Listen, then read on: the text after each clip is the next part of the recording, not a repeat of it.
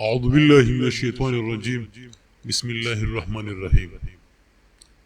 KP Islamic YouTube channel پر آپ سب کو خوش آمدید کہتے ہیں۔ ناظرین گرامی، آج ہم بات کرتے ہیں مکڑی کے بارے میں۔ مکڑی ایک عجیب الخلقت جانور ہے۔ اس کے 8 پاؤں اور 6 آنکھیں ہوتی ہیں۔ یہ بہت ہی قناعت پسند جانور ہے، مگر خدا کی شان کے سب سے حریص جانور یعنی مکھی اور مچھر اس کی غذا ہے۔ مکڑی کئی دنوں تک بھوکی پیاسی بیٹھی رہتی ہے، مگر اپنے جالے سے نکل کر غذا تلاش نہیں کرتی۔